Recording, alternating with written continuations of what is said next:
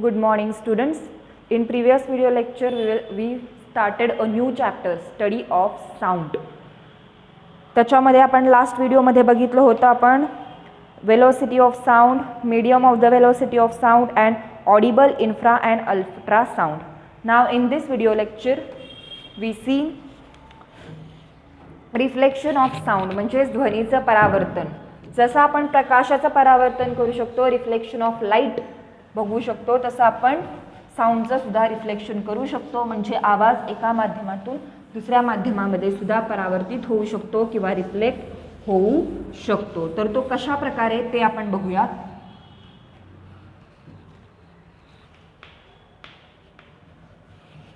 So a smooth or rough surface is needed for the reflection of sound. Smooth or rough. Here is a reflection of sound. Reflection of sound म्हणजे ध्वनीचं परावर्तन होण्यासाठी कशाची गरज आहे तर खडबडीत किंवा गुळगुळीत पृष्ठभागाची. A smooth or rough surface.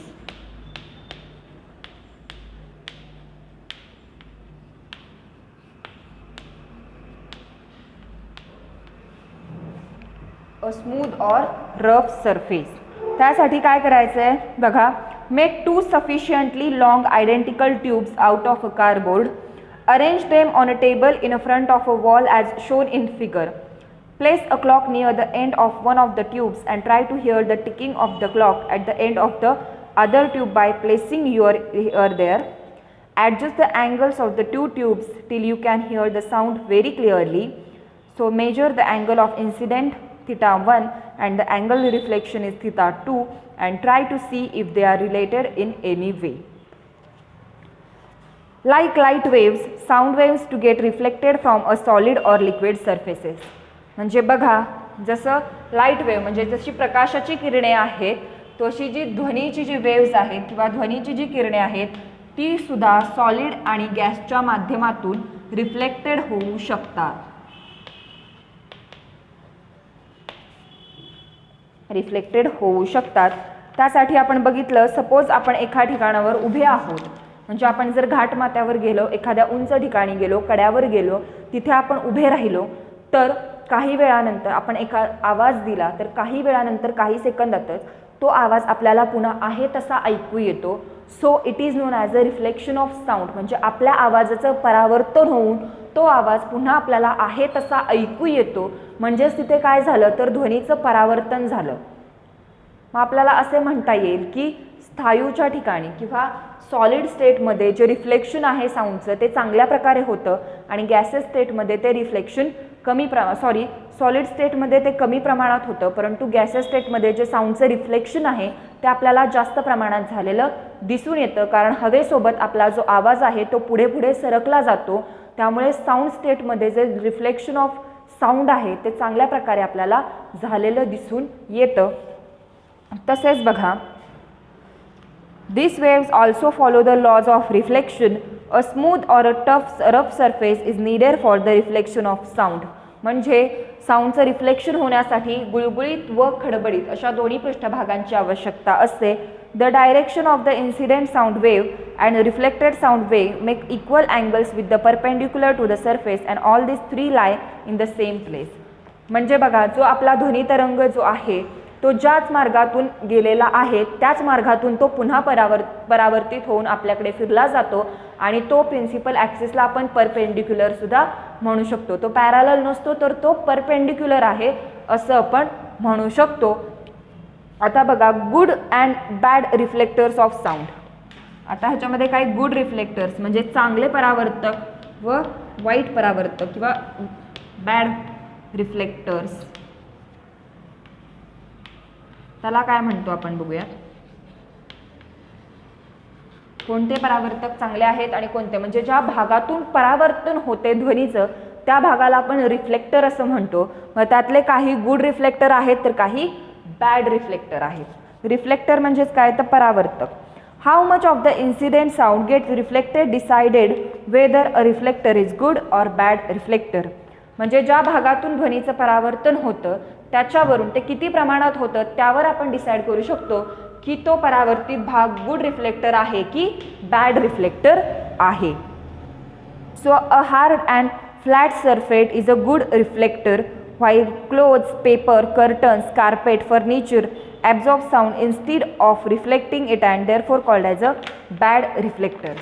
म्हणजे जो स्मूथ सरफेस आहे, hard and flat surface, hard and flat surface जो आहे त्याला आपण गुड रिफ्लेक्टर्स असे म्हणतो, आणि जो सॉफ्ट आहे, जो सॉफ्ट सरफेस आहे, जो सॉफ्ट अँड रफ, त्याला आपण बॅड रिफ्लेक्टर असे म्हणतो. तर त्यांनी सॉफ्ट रिफ्लेक्टरची उदाहरणे दिलेली आहेत की जसं आपण एखाद्या घराची भिंत असेल किंवा एखादा पुठ्ठा असेल, एखाद्याचा पृष्ठभाग असेल, त्याच्यावरून जे ध्वनी तरंगाचं जे रिफ्लेक्शन आहे ते व्यवस्थितपणे होतं. परंतु जे कपडे आहेत, आपण घालतो ती कपडे किंवा पेपर आहेत, पडदे आहेत, फर्निचर, कार्पेट, अशा ठिकाणी काय होतं तर ते ध्वनी तरंग शोषून घेतात, त्यांना ॲब्झॉर्ब करतात, आणि त्यामुळे ध्वनी तरंगाचं जे रिफ्लेक्शन आहे ते व्यवस्थितपणे होत नाही. म्हणून जे सॉफ्ट किंवा रफ सरफेसेस आहेत त्याला आपण बॅड रिफ्लेक्टर असे म्हणतो, आणि जे हार्ड आणि फ्लॅट सरफेस आहेत त्यांना आपण गुड रिफ्लेक्टर म्हणजे चांगले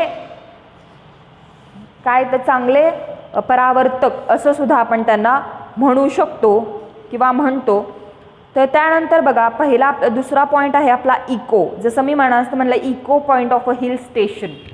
इको पॉईंट काय आहे तर इको पॉईंटलाच आपण जसं मी मगाशी सांगितलं की आपण जर एखाद्या उंच ठिकाणी किंवा घाटमाथ्यावर गेलो, कड्यावर गेलो, आणि तेथून जर आपण जोरात असा आवाज दिला किंवा जोरात ओरडलो तर काही सेकंदातच आपल्याला आहे असा आपला आवाज पुन्हा ऐकू येतो, त्यालाच आपण इको असं म्हणतो. त्यालाच आपण काय म्हणतो, इको असं म्हणतो. So echo is the repetition of the original sound because of reflection by some surface. Echo means repetition. Repetition of original sound म्हणजे आपल्या ओरिजिनल आवाजाचे, मूळ आवाजाचे झालेले परावर्तन, त्यालाच आपण इको असे म्हणतो, म्हणजेच प्रतिध्वनी. इको म्हणजेच काय तर प्रतिध्वनी. आता प्रतिध्वनी तर सगळ्यांना माहीत आहे. जर आपण एखाद्याला आवाज दिला, समजा त्या उंच ठिकाणी आपण गेलो आणि आपण आवाज दिला तर काही सेकंदात आपल्याला आपलाच आवाज पुन्हा ऐकू येतो, म्हणजे प्रतिध्वनी ऐकू येतो, त्यालाच आपण इको असे म्हणतो. इको म्हणजेच काय तर रिपिटेशन ऑफ ओरिजिनल साऊंड, म्हणजेच मूळ आवाजाची झालेली पुनरावृत्ती, त्यालाच आपण प्रतिध्वनी म्हणजेच इको असे म्हणतो. तर हा इको कुठे ऐकू येतो, साधारणपणे उंच कड्यावर, उंच ठिकाणी, गॅसियस मीडियममध्ये जास्तीत जास्त ऐकू येतो. In order to be able to hear the original sound and it's reflected distinctly at 22 degrees Celsius, what must be the minimum distance between the source and the reflecting surface? At 22 degrees Celsius, the velocity of sound in air is 344 meter per second. Our brain retains a sound for 0.1 second. Thus, for us to be able to hear a distinct echo, the sound should take more than 1 second after starting the surface to get reflected to come back to us. तर बघा, suppose गॅसेसमध्ये म्हणजे 22 degree तापमानाला हवेमध्ये जो ध्वनीच्या वारंवारतेचा जो वेग असतो तो किती असतो, the velocity of sound in air is equal to 344 metre per second. हा किती 22 डिग्री टेम्परेचरला हवेमध्ये ध्वनीची वारंवारता ही 344 मीटर पर सेकंद एवढी असते. त्यामुळे काय होतं, आपल्या ब्रेनपर्यंत तो आवाज पोचण्यासाठी 0.1 सेकंदाचा कालावधी लागतो, आणि त्यामुळेच आपण तो आवाज इको म्हणजे प्रतिध्वनी हा सहजपणे आपण ऐकून घेऊ शकतो, कारण तो एका 0.1 सेकंदामध्येच आपल्याकडे रिफ्लेक्टेड झालेला किंवा परावर्तित झालेला असतो. त्यामुळे आपला जो मेंदू आहे तो आवाज पटकन 0.1 सेकंदाच्या आतच कॅच करतो किंवा ऐकू शकतो. Thus we can determine the minimum distance between the source and the reflecting surface as follows. त्यामुळेच आपण काय करू शकतो तर आपल्यामध्ये आणि त्या परावर्तित होणाऱ्या ध्वनीमध्ये किती अंतर आहे ते अंतर आपण कॅल्क्युलेट करू शकतो. तर त्यासाठी सूत्र आहे डिस्टन्स इज इक्वल टू, म्हणजे अंतर बरोबर वेळ आणि काळ, speed is equal to time. तर आपल्याकडे स्पीड किती आहे इज 344 मीटर पर सेकंद आणि त्याच्यासाठी जो टाइम लागला आहे तो it's 0.1 second. So actual value is 34.4. So to be able to hear a distinct echo, the reflecting surface should be at a minimum distance of half of the above is 70.2. आणि ह्याच्यापेक्षा सुद्धा half distance आपला असतो कशापासून, reflected source to reflected sound यांच्यामधला distance जो असतो तो 17.2 सेंटीमीटर असतो. कारण ह्याच्या पण जो आपल्याला डिस्टन्स ॲक्च्युअल डिस्टन्स मिळालेला आहे त्या ॲक्च्युअल डिस्टन्सच्या अर्धा डिस्टन्स असतो सोर्स अँड रिफ्लेक्टेड साऊंडमधला. म्हणजे जो सोर्स आहे, म्हणजे समजा मी आहे आणि माझा जो प्रतिध्वनी आहे तो आमच्या दोघांमध्ये जे ॲक्च्युअल अंतर आहे त्या अंतराच्या पण अर्धे अंतर आमच्यामध्ये उपलब्ध असतं असं म्हणता येईल. पुन्हा एकदा व्यवस्थित बघा, इको म्हणजे काय तर प्रतिध्वनी, मूळ आवाजाचं झालेलं परावर्तन, त्यालाच आपण इको असं म्हणतो. तर ह्या इकोमध्ये काय होतं, 22 डिग्री सेल्सिअसला इकोचे जे हवेमधले जी साऊंडची जी वेलोसिटी असते ती 344 मीटर पर सेकंद असते. त्यामुळे काय होतं तर आपल्या मेंदूपर्यंत तो आवाज किंवा तो प्रतिध्वनी पोचण्यासाठी 0.1 सेकंद एवढा कालावधी लागत असेल तर सोर्स आणि प्रतिध्वनी यांच्यामधील एकूण अंतर किती हे आपल्याला फाइंड आउट करायचं होतं. त्यासाठी आपण फॉर्म्युला यूज केला distance is equal to speed into time. त्यासाठी आपण स्पीड बघितलं 344 मीटर पर सेकंद आणि टाईम लागला 0.1 सेकंद. आपल्याला ॲक्च्युअल आन्सर मिळालं 34.4. परंतु ह्यांची रिक्वायरमेंट काय आहे, जो डिस्टन्स असतो त्याच्या हाफ डिस्टन्स, त्या डिस्टन्सच्या पण हाफ डिस्टन्स हा सोर्स आणि ॲक्च्युअल रिफ्लेक्टेड साऊंडमध्ये असतो. त्यामुळे जर आपण 34.4चं हाफ केलं तर आपल्याला व्हॅल्यू मिळते 17.2 सेंटीमीटर आणि ही ॲक्च्युअल व्हॉल्यूम आहे जी सोर्स आणि रिफ्लेक्टेड साऊंडमधला डिस्टन्स कवर करते. तो डिस्टन्स आहे 70.2. So that is the distance depend on the temperature. म्हणजे जर सपोज टेम्परेचर आपण इन्क्रीज केलं तर ऑटोमॅटिकली हा डिस्टन्स इन्क्रीज होणार. हा डिस्टन्स जो आहे 17.2 हा 22 डिग्री सेल्सिअसचा डिस्टन्स आहे. जर आपण त्याचं टेम्परेचर इन्क्रीज केलं, suppose it will be a 24 or 25 degree Celsius.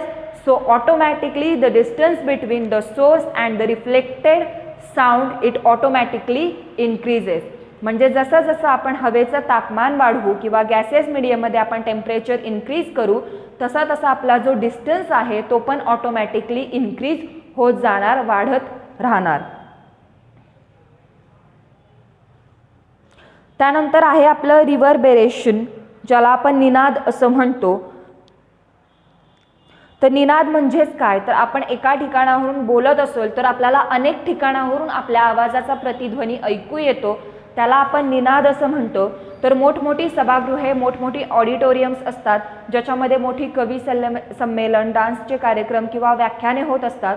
तर अशा ठिकाणी जर आपण गेलो तर आपल्याला त्या ठिकाणी निनाद म्हणजेच रिव्हर्बेरेशन झाल्याचं ऐकू येतं. तर ते कशामुळं तर अनेक ठिकाणाहून आपला आवाज एकाच वेळेस हा परावर्तित झालेला असतो. त्यामुळे आपल्याला 1 by 1 आपला आवाज हा डिस्टन्स बाय डिस्टन्स किंवा टाईम बाय टाईम आपल्याला ऐकू येत असतो. त्यालाच आपण निनाद किंवा रिव्हर्बेरेशन असं म्हणत असतो. म्हणजेच काय, the causes of a single sound to be heard not once but continuously, this is called as a रिव्हर्बेरेशन.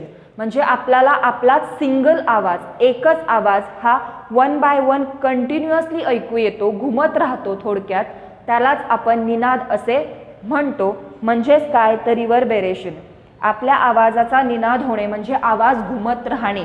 एखाद्या आपण व्याख्यानाच्या ठिकाणी गेलो तर आपण बघतो तो जो समोरचा वक्ता बोलत असतो त्याचा आवाज आपल्याला 1 by 1 कंटिन्युअसली ऐकू येतो. म्हणजे त्या सभागृहामध्ये त्याचा आवाज घुमत राहतो, त्यालाच आपण निनाद होणे असे म्हणतो, म्हणजेच रिव्हर्बेरेशन असे आपण म्हणतो. तर यामध्ये आपण बघितलं इको म्हणजेच प्रतिध्वनी आणि रिव्हर्बेरेशन म्हणजे निनाद, म्हणजेच आपला आवाज जो आहे तो एका ठिकाणी घुमत राहणे, काही सेकंदापर्यंत, काही मिनिटापर्यंत आपला तोच आवाज, एक सिंगल आवाज आपल्याला कंटिन्युअसली ऐकू येत असतो, त्यालाच आपण निनाद असे म्हणतो.